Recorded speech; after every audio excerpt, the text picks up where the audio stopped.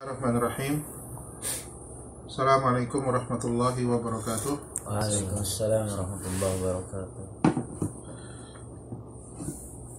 Innal hamdalillah nahmaduhu wa nasta'inuhu wa nastaghfiruh wa na'udzu billahi min shururi anfusina wa min sayyiati a'malina.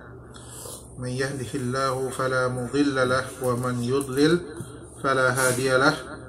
Ashhadu an la ilaha illallah wahdahu la syarika lah wa ashhadu anna Muhammadan abduhu wa rasuluhu la nabiyya ba'dah. Amma ba'd. Bapak, ibu-ibu, kaum muslimin dan muslimat serta jamaah Nasim Majelis Ta'lim Al-Hidayah yang dirahmati oleh Allah Subhanahu wa taala. Alhamdulillah, pagi ini kita dipertemukan kembali oleh Allah Azza wa Jalla pada kesempatan hari ini, di mana kita bersama-sama mempelajari agama kita. Semoga ini merupakan tanda kebaikan yang Allah inginkan atas diri kita. Amin ya rabbal alamin. Sebagaimana sabda Rasulullah SAW, "Man yuridillahu bihi khairan yufaqqihhu fid din." Barang siapa yang Allah kehendaki kebaikan, maka Allah akan berikan pemahaman. Allah akan fakihkan dia di dalam urusan atau perkara agamanya. Kemudian salawat dan salam semoga senantiasa tercurahkan kepada kecintaan kita, kepada panutan kita Nabi Muhammad SAW beserta keluarga beliau, para sahabatnya, dan orang-orang yang mengikuti mereka dengan baik hingga hari kiamat kelak. Baik. Kita masih di dalam pembahasan kitab Aqidah, yakni Tashil Al-Aqidah Al-Islamiyah, yang ditulis oleh Syekh Abdullah ibn Abdul Aziz Al-Jibrin rahimahullahu ta'ala. Ya. Sampai pada, jadi kemarin pertemuan yang lalu itu masalah apa? Ta'til ya. Jadi disebutkan oleh beliau penjelasan tentang ta'til. Tahrif sudah, ta'til sudah. Iya. Sedikit saja, tahrif itu mengubah nas secara lafaz atau secara makna.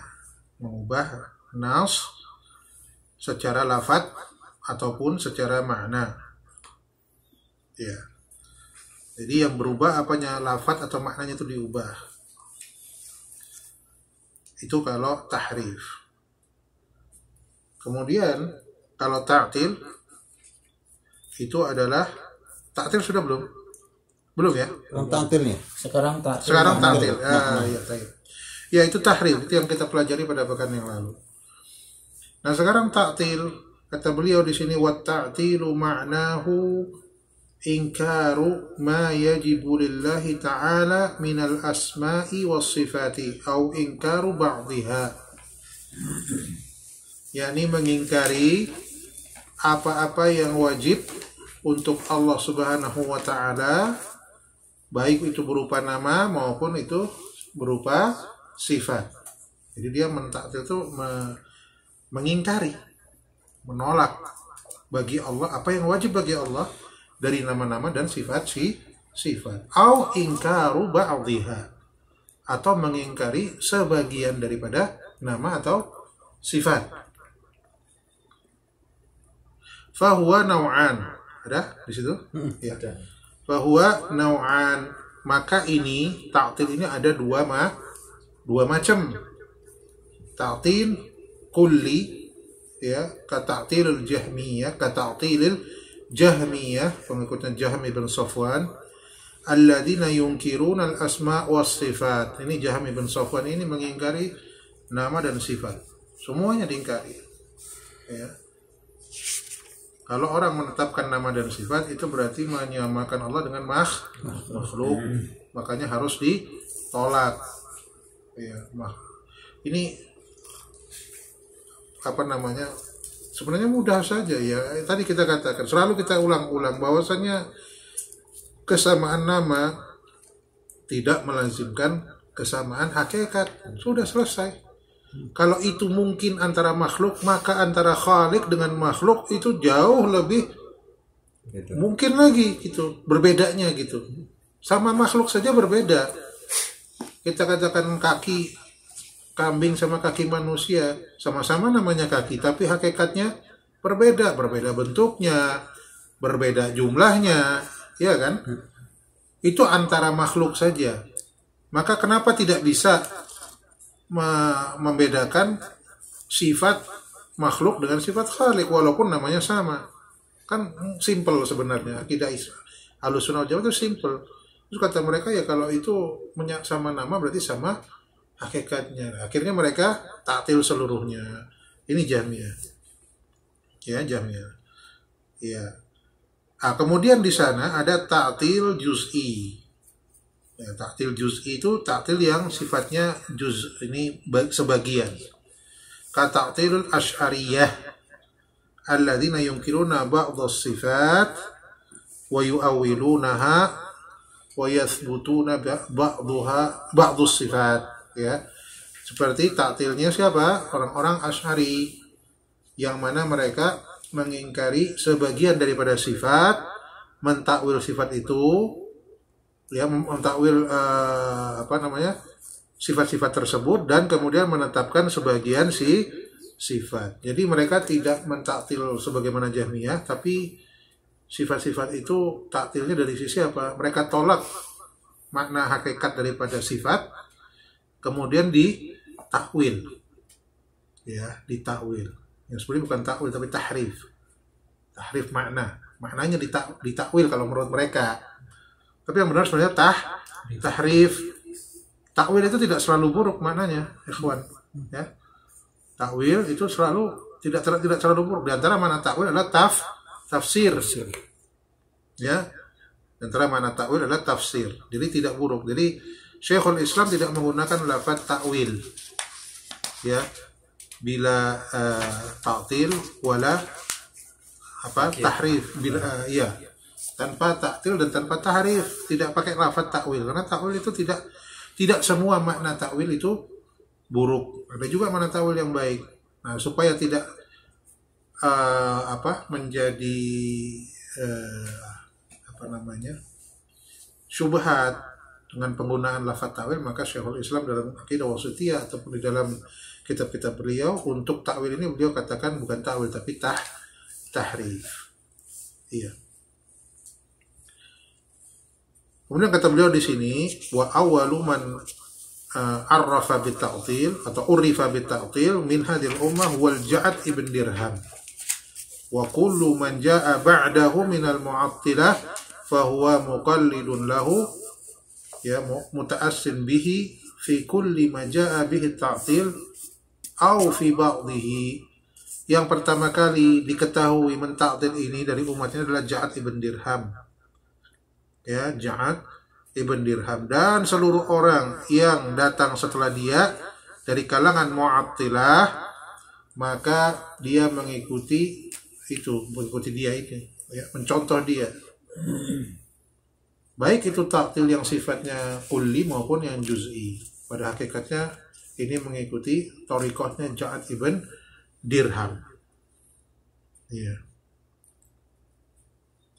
Kalau tidak salah Ja'ad ibn Dirham ini adalah gurunya Jahm ibn Safwan.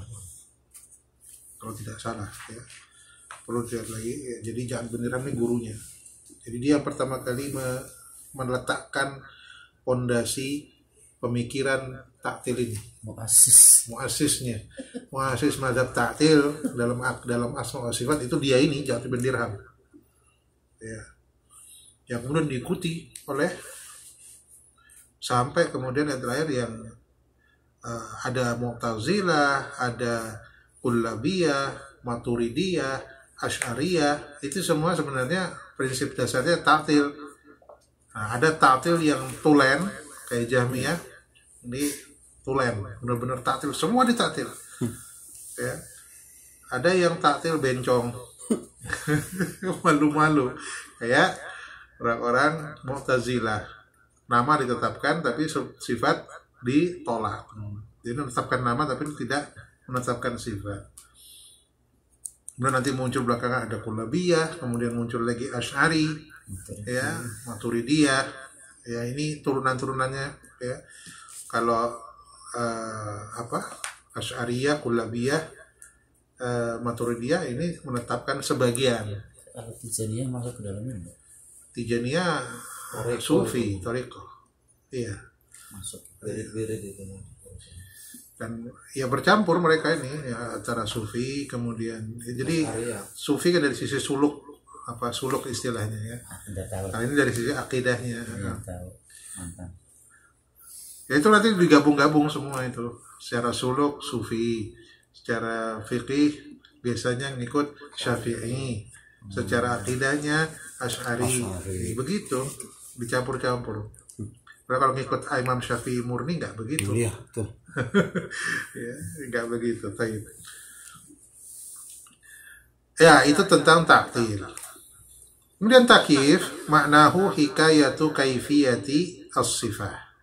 Taqulu kaqaulil qa'il kaifiyatu yadillahi kadza wa kadza wa kaifiyatu nuzulihi ila sama'id dunya kadza wa kadza wa qad yuqayyidu أو يقرن هذه الكيفية بمماثل فيقول مثلا نزول الله تعالى كيفيته كنزول المطر تعالى الله عن ذلك علوا كبيرا فيجمع بين التكييف والتمثيل. Takyif itu menghikayatkan bagaimana kaifiyah dari sebuah sifat, menghikayatkan. Contohnya ada orang berkata sifat atau bagaimana kaifiyah daripada tangan Allah itu ya seperti ini gitu misalnya, seperti tangan kita ini. Nah, turunnya Allah ke langit dunia itu seperti ini gitu. Kadang dikaitkan atau diiringkan kaifiyah itu dengan tamtsil. Ya namanya mentamtsil, mentakif itu mempertanyakan bagaimana sih sebenarnya hakikat daripada sifat Allah itu. Ya, kalau ditanya tangan Allah, dia ingin jadi orang yang mentakif itu dia di dalam benaknya pasti akan mentamsil dia. Ya, mentamsil dengan apa? Dengan sifat-sifat makhluk. Ketika dia baca khalaqtu biyadayya, yang aku ciptakan dengan kedua tanganku, maka yang tergambar adalah tangan makhluk. Jadi dia pasti mentamsil. Orang yang mentakif sifat Allah pasti mentamsil dengan sifat makhluk, ya. Laisa kamitslihi syai'. Itu prinsip kita. Jadi kalau ada dalam benak kita gambaran Allah besarnya seperti ini, misalnya pas sholat atau apa, kadang ada syaitan mengganggu gitu kan.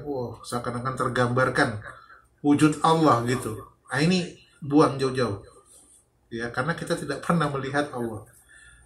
Tidak pernah, jangan disamakan sifat Allah dengan sifat makhluk. Udah gitu. Jadi takyif itu adalah erat sekali dengan tamthil. Pasti dia memisalkan dengan sifat makhluk. Orang ketika antara makhluk ketika dia tidak mengetahui sesuatu, umumnya dia akan menganalogikan dengan satu sifat tertentu yang dia ketahui. Ya kan? Misalnya orang nggak pernah lihat pulpen, orang bilang pulpen itu kayak, kalau misalnya ini dia mencari padanannya gitu. Nah ketika menyamakan inilah dia mentamsil, ya. Jadi dimulai dari mempertanyakan bagaimana sih yang namanya kolam, misalnya pulpen, bagaimana sih yang namanya mikrofon. Kalau dia belum pernah lihat, maka yang menjelaskan akan mencoba menyamakan dengan pernah lihat enggak. Mikrofon pernah lihat lesung nggak? Bukan itu zaman dulu. Ya bentuknya kayak gitulah. Ya. Atau apalah gitu ya. Jadi menyamakan dengan sifat makhluk yang dia mungkin pernah lihat. Gitu. Kutub utara itu kayak apa?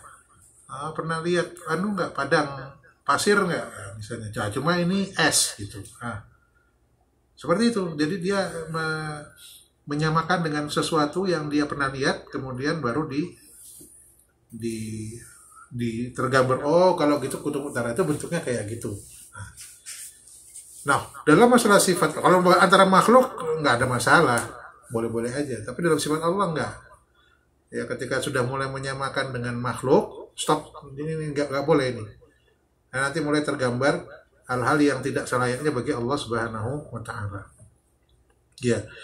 Kemudian, wa makna tamtsil isbatu mathil, ya isbatu mathili li syai', menetapkan permisalan kepada sesuatu, ka'an yaqula yadullahi mithlu yadil insan, ya, seperti tangan Allah itu seperti tangan manusia. Ta'alallah an dzalik. Iya. Nah, itu tentang pembagian ta'til, tahrif, takyif dan tamtsir. Ini semua penyimpangan, ilhad di dalam asma dan sifat, harus dibuang jauh-jauh. Ahlussunnah tidak demikian. Ahlussunnah itu diantara mereka ini, diantara dua kutub, ya, diantara dua kutub ini, dua kutub ekstrim, ya. Ahlussunnah di tengah-tengah, ya. Kita menetapkan, tapi dari satu sisi juga kita menafikan penyerupaan sifat Allah dengan makhluk. Kita tidak mentakif, ya kita menetapkan. Beda dengan orang ta'til dan tahrif, mereka semua mengingkari. Ta'til dan tahrif itu semua mengingkari, ya, mereka mengingkari sifat Allah.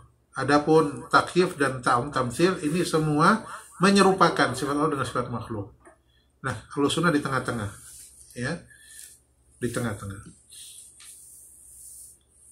Baik, kemudian mabahats ats-tsani aqsamus sifat.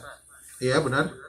Aqsamus sifat, tanqasimu sifatullah ta'ala min jihati ta'alluqiha bi dzatihi. La, al-mabahats ats-tsani asli. Ya. Sama, cuma beda kitab. Lanjut. Ya. Bidzati ta'ala wa af'alihi ila qismain. Jadi pembagian sifat Allah itu dari sisi terkait dengan zatnya itu ada, dan perbuatannya dibagi dua.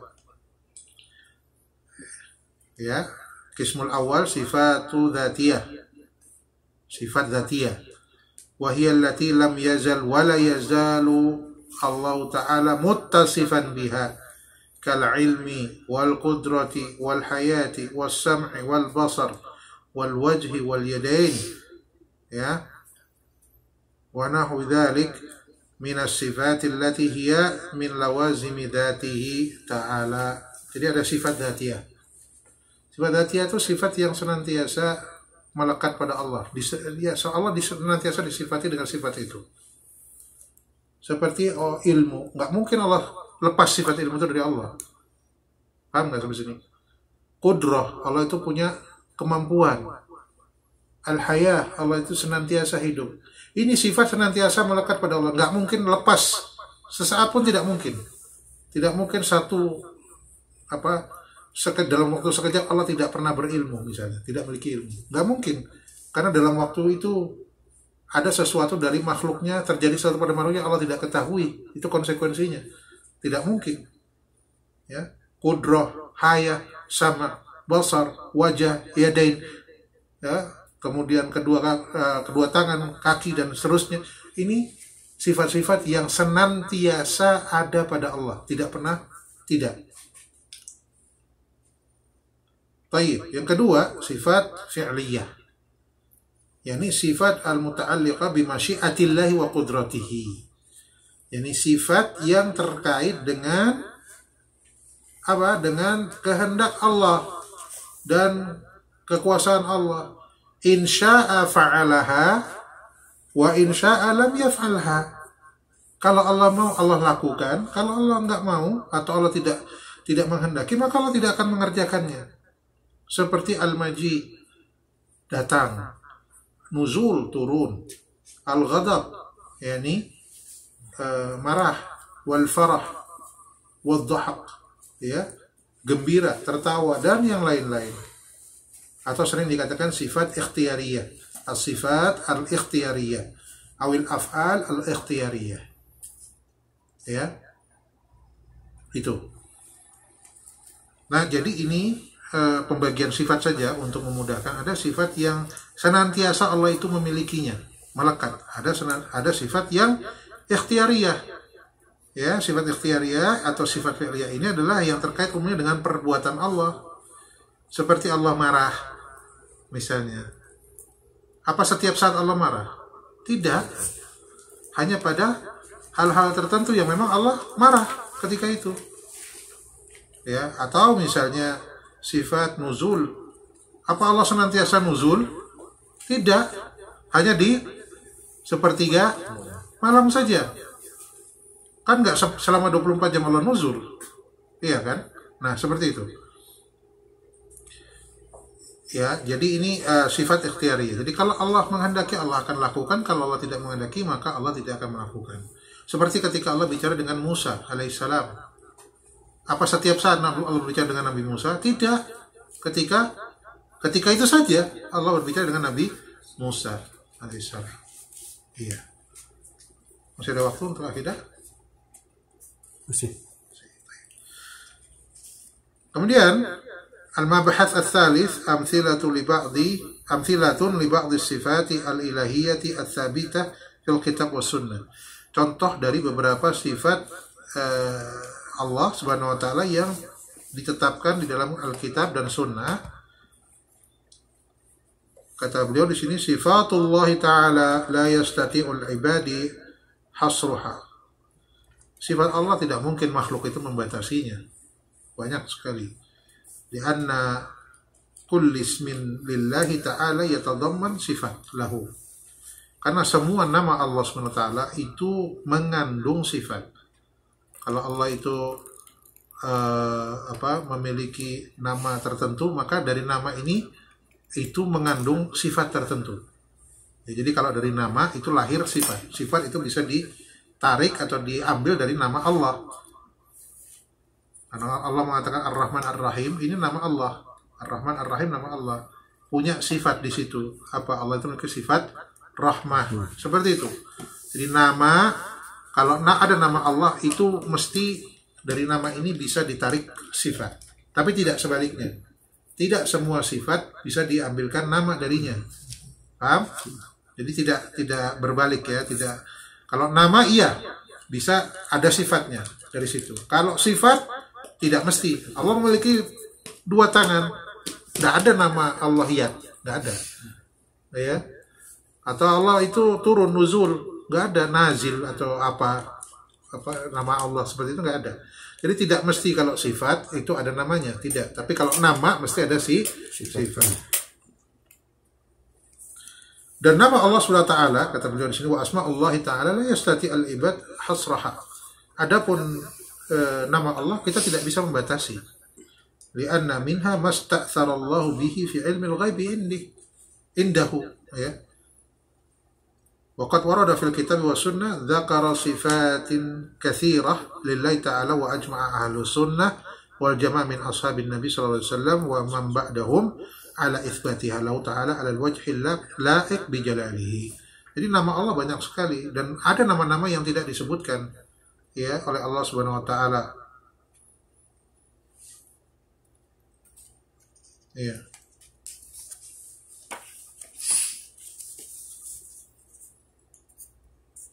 Sampai di dalam doa itu dikatakan dalam hadis, as'aluka bi kulli ismin huwa lak samaitu bihi nafsak aw alim tahu ahadan min khalqik aw anzaltahu fi kitabik aw ista'tharta bihi fi ilmil ghaibi indak. Ya, jadi nama Allah itu ada yang di di sini disebutkan aku memohon kepada Allah dengan seluruh nama yang engkau namakan dirimu dengannya, atau engkau ajarkan nama itu kepada salah seorang dari makhlukmu, atau engkau turunkan nama itu di dalam kitabmu, atau yang engkau simpan di dalam ilmu ghaib yang ada di sisi engkau. Jadi nama Allah itu banyak sekali yang diajarkan kepada kita, imma yang disebutkan dalam Al-Quran atau dalam kitab-kitab yang Allah turunkan sebelumnya, atau yang Allah ajarkan kepada alam tahu ahadan, ya engkau ajarkan kepada satu orang pun dari makhluk sejak zaman Nabi Adam sampai manusia akhir zaman, ya sejak zamannya Nabi Adam sampai zamannya Nabi Muhammad SAW. Apa kalau Allah mengajarkan satu nama, ya mungkin kita tidak semua kita ketahui. Mungkin ada yang nama Allah yang pernah Allah ajarkan kepada Nabi sebelum Rasulullah SAW. Bisa jadi, ya. Atau yang engkau simpan di dalam ilmu gaib yang ada di sisi engkau. Jadi nama Allah itu banyak sekali.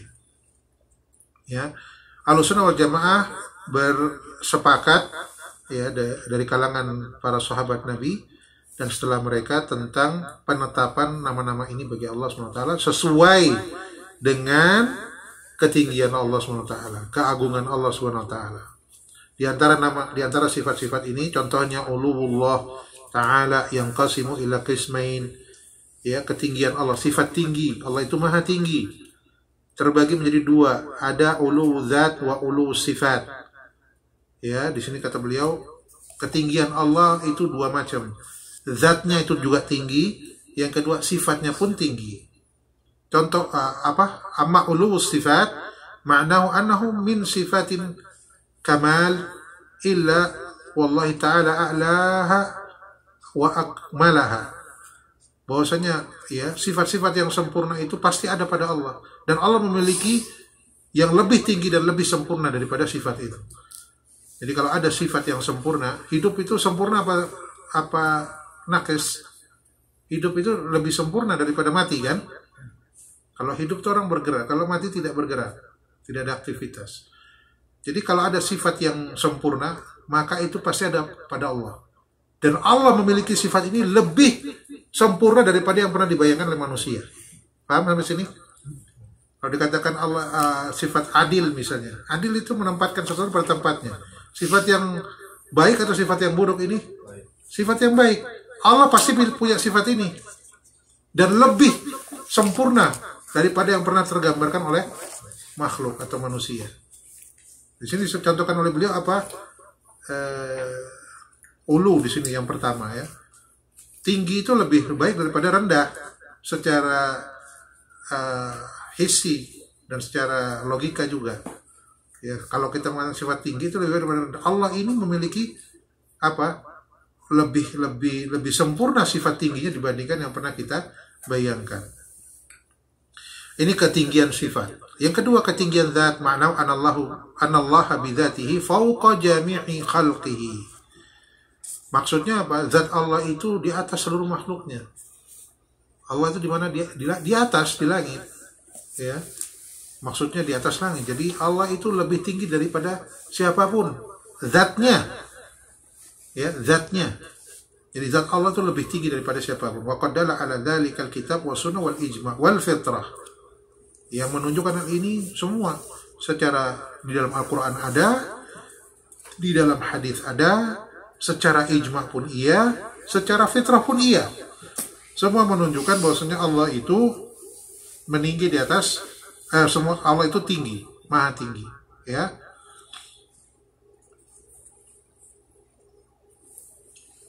Jam berapa ini? Masih ada? Nanti diingatkan ya kalau sudah waktunya. Baik.